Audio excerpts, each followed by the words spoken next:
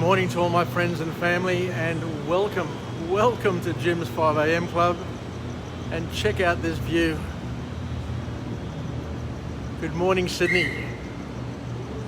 Another overcast day. It's amazing.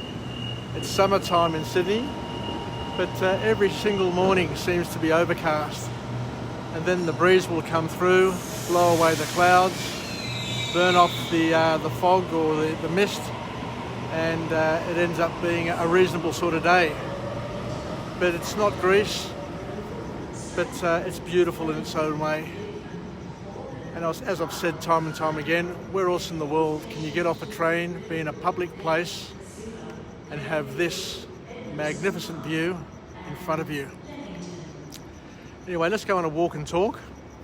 It's actually starting to rain a bit. Can you see that little rainbow up there? I can just see a slight tinge to the right of the Museum of Contemporary Art. Anyway, let's go on a walk and talk and chat about a topic that I've got near and dear to my heart. And it's a wonderful, wonderful book. It's such an awesome book that I'm going to focus and do about maybe a dozen Jim's 5am clubs from this particular book, because it's got so much, so many hacks, so much revelation, so much information that we can use in action to improve our lives and make us more aware of the things that drive us on a daily basis. So the book is entitled "You Are Not So Smart." You are not so smart, and it's written by David McRaney,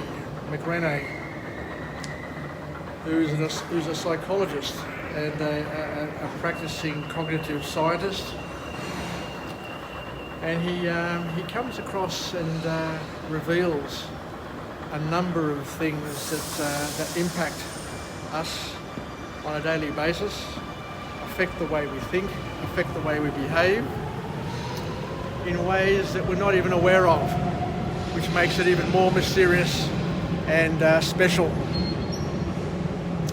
So what I'm going to do is, as I said, I'm going to focus on this book for a few iterations of Jim's 5am Club. And the reason why we're going to focus on it is because it's got so much actionable information, things that we can use to understand what makes us tick. Because ever since I was a young boy, I was always interested. It's amazing that that rainbow is just an orange glow in the sky. It's beautiful. But as I was saying before, from the days when I was a young boy, I always had a great interest in what makes me tick, and also what makes my parents tick, my friends, family, and people around me tick. And this book here, "You Are Not So Smart," it's quite a confronting sort of title, but an apt title, because you don't know what you don't know, and this author here reveals from a psychological and a cognitive sciences perspective the things that most of us A, are not aware of, and B, are critical to be aware of, because they impact and affect the way we think, the way we behave, and the way we interact with the world around us. So he goes on to say that psychology and cognitive sciences basically lead us to understand that we have no clue at all why we act the way we do, choose the things we choose, and think the thoughts you think. Let's say it again. We have no clue why we act the way we do, choose the things we choose, and think the thoughts we think. It's a big statement, that. But when we look around, when we assess our behaviours and see the behaviours of people around us, it becomes pretty obvious that what the author is alluding to is pretty true. That's happening in our daily lives all the time, and you wonder why, why we act the way we act, why we do the things we do, and the author will reveal to us a number of reasons why he thinks, or why the scientists think, that we behave the way we behave. So he says that we're infested with preconceived notions and patterns of thought. So there are all these patterns, according to the author, of thought, and they're preconceived, which means that they've been developed, they've been created well before the time that you're using them, and in many ways, because they're preconceived, they're locked away in a part of your subconscious which you're not aware of. You're not even aware that it's happening.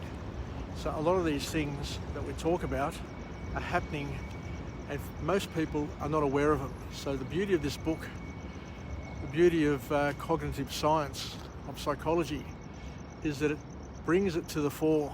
It enables us to understand what's happening, to at least be aware of what's affecting our children, our parents, our relatives, our friends, and to know that a lot of the behaviours that people express are things which are beyond their control.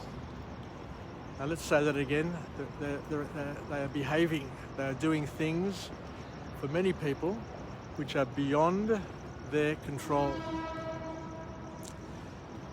So the author then goes on to say that we need to learn how to deal with these biases, but to also understand that you can't overcome them.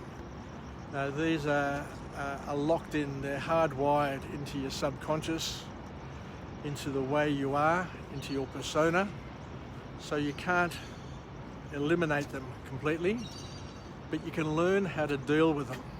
Okay, so the call to action, the relief that we receive from this book, is to know that we're infected by these things, but to know that you can learn how to deal with them. And the way you deal with it is you are first of all, you are aware that they are there, and then you create a program of action around that. And he said that these biases, these things, these preconceived patterns, these preconceived notions, these things which cause us to act in certain ways, lead us to incorrect conclusions. So they impact the way we see the world, but not only do they affect the way we see the world, they lead us to an incorrect view of the world. And you know, we're surrounded by people who have fears, who have all these ideas of conspiracy theories, will try and convince us of things which are just irrational, can't possibly be true, and yet, they'll bet their lives that 5G is going to fry the birds as they're flying past.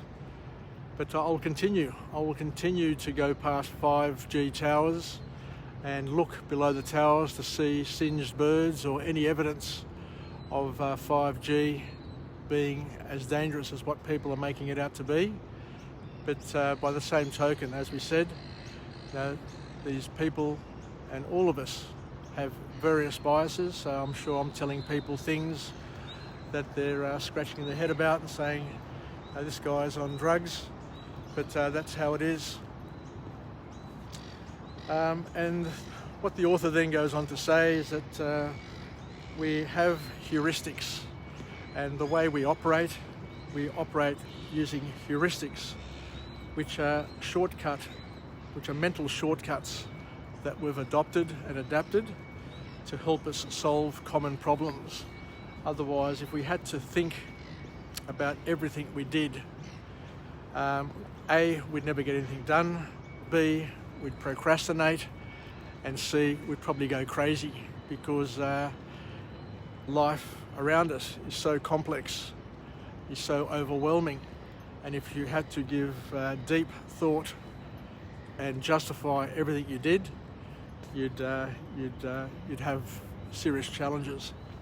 So what happens is that we have these mental shortcuts, these heuristics, which enable us to operate on automatic pilot and not have to think about things. We just do it automatically because it's been preconceived. We've decided earlier in our lives through our actions, through our experiences, through our learnings, to do certain things under certain circumstances, and it just becomes automatic. So much so that we become so automated that we're open to suggestion, we're open to manipulation if we're not careful. So we need to keep an eye on things just to make sure that we're not led in a direction where we don't really want to go. So the author then suggests that we've been primed. We've been primed earlier. Earlier in our lives, we've been primed. We've been worked on either through our parents, through our schools, through the media, through advertising. Someone along the way, through peer group pressure, through peers, something has happened along the way where we're learning how to deal with things and people, and we've learned how to respond automatically to stimulus and situations that occur and come up in our lives. And this priming, it's important to understand that this priming is our autopilot, as I mentioned before. It's like the plane, which will, once it takes off, it will just fly and just keep on adjusting its direction to get to where it has to be. But this priming is an autopilot which happens at an unconscious level. So you don't have to think about it. It's working at your subconscious level, but it's happening and occurring at a place in your brain or your mind which is inaccessible. Now, you can't go in there and touch and feel it. You can't change it. You can't. It just happens. So I don't know quite how to explain it because I'm not a psychologist, but you get what I'm saying. It's happening at a very, very deep and inaccessible part of your brain, but we need to be aware of it because for many of us, the things that are autopilots to us, the things that have been primed, the heuristics that we're operating on, means that we're unaware in many ways of how unaware we are of these things and how they operate. So many of us are open to suggestion, and a lot of these things can be influenced through suggestion. Because if you tell somebody what to do, and you'll see it, a lot of us, you must say, xerocephaly, are hard-headed. And if you tell somebody what to do, they won't do it. But if you craftily broach the subject through suggestion and you access their subconscious indirectly through subconscious suggestion, then you can get people to do basically anything. So people are open to manipulation, and that's why many people fall in love with people that you wouldn't think they'd ever fall in love with. But they end up with partners, and you go, "How did that happen? How did you end up with that person?" And it's basically through manipulation, through suggestion, because there are people out there who are pretty clever, pretty crafty, and pretty adept at conning, suggesting and seducing and enticing people to do things that they wouldn't normally do. And then, a little while later, the person says, "Well, how the hell did I get sucked into that?" But it happens in a powerful way through suggestion, through, the horse whispering of drawing a horse. Because I think a lot of people understand that when you're on a horse or with a horse, if you pull too hard on the reins to lead it somewhere, say for example you want to walk it to water, if you pull too hard on the reins, the horse will just dig its heels in or dig its toes in and stop moving. But if you're gentle with your caressing and with your leading, then the horse will basically follow you anywhere. And the same is with the power of suggestion. Then the author talks about a topic or a word called confabulation. Confabulation, never heard of this word before, but obviously if you're a psychologist or a person in the cognitive sciences, you'd probably understand what I'm talking about here. And it says that many of us create fictional narratives to explain our decisions, emotions and histories. So we make it up. We make it up as we go. So in many ways we'll make it up just to make us feel good, to say, well, you know, we're in control, we're doing this for this particular reason, but it's fictional. You've made it up just to make you feel as if you're in control. And the other one that I'm going to focus on today, and I want to talk about all the different biases over different gyms at 5am clubs because I find them so bloody fascinating. Today I want to talk about the confirmation bias. And the confirmation bias is a powerful bias that impacts us all. I'll pick up my pace because it's starting to shower, so let me get out of the rain. But the confirmation bias is best described as selective thinking, where we think through a filter. And what we do is we just try and protect those preconceived views that we have of the world by basically searching the universe for evidence to support our bias or our preconceived idea. So what we do is we just try and confirm, just try and find evidence to prove that what we thought about, what we believe is right, and to enable us to feel comfortable that we know how the world operates, because none of us have the ability to consciously understand how the world operates.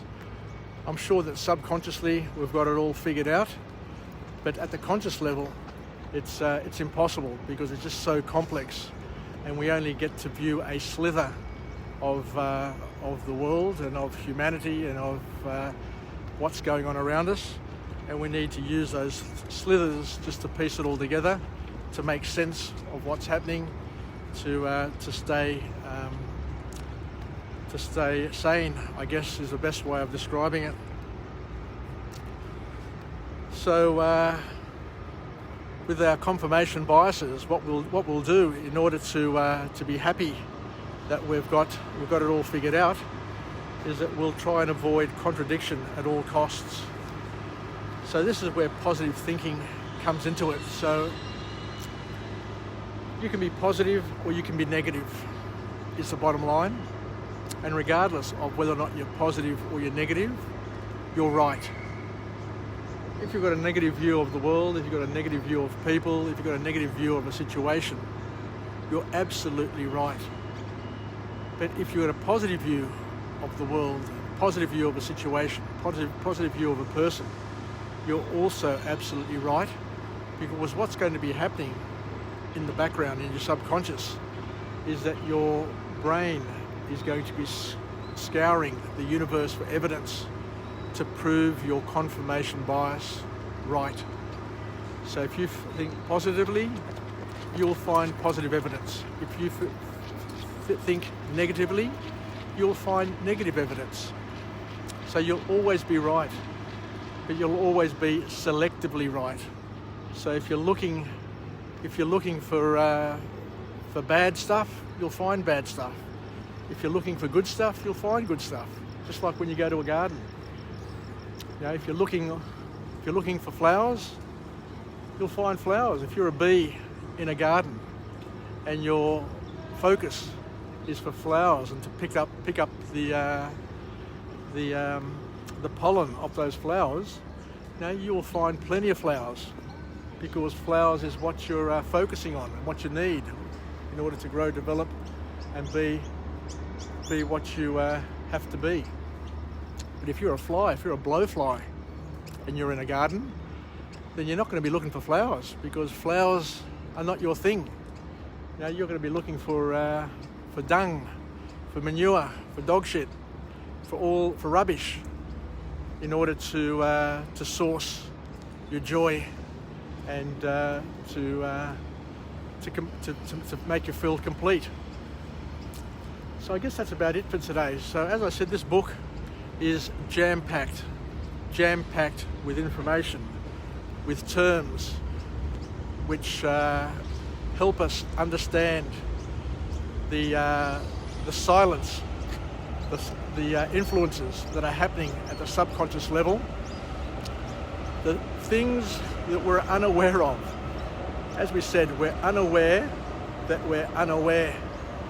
But this book, from a cognitive sciences perspective, brings it all to the forefront and allows us at least to indulge and understand the things that make us tick, the things that cause people to do what they do, even though we scratch our heads and they scratch their heads as well, saying, how the bloody hell did I end up doing this? Now, we end up doing things which are bloody stupid, which are unproductive. But, you know, we are irrational. We are irrational beings, and that's what emotion does. And that's what drives markets. So I'm a stock market trader, and I trade on emotion. I know that a market will overreact and underreact. Will overreact at both ends. It'll overbuy and oversell. And it's at those times where you can make the most money by just being ready to feed off those opportunities. So let's finish off with a positive affirmation. I'm alive, I'm well, and I feel absolutely great. Thank you once again for joining me on Jim's 5am Club. Take care, stay relevant, stay connected, stay reasonable, and most importantly, understand that we are all irrational beings. We are infected by biases, by preconceived patterns, by preconceived notions that have entered our being through various sources, through education, through schools, through friends, through peers, through media, through advertising, and through various sources. And it's always been the case. Our Christianity, our religious beliefs are based on these challenges that we all face and the things that we need to be cleansed from. But the important thing is to understand and to be aware of the things that we're not aware of, because they're happening at our subconscious level and are impacting us on a daily basis. So thank you very much for joining me on Jim's 5am Club. It's a magical morning, even though it's sprinkling. It's just beautiful. The light that is infusing Circular Quay this morning is just mystical and magical. So thank you once again. Sasagapao. I love you. Kisses to all. Have a wonderful Thursday, and we'll chat again soon from Jim's 5am Club, where tomorrow I'll pop up again from another location with another message to help us get through the morning and get through our lives. Yasas, and I look forward to chatting to you again.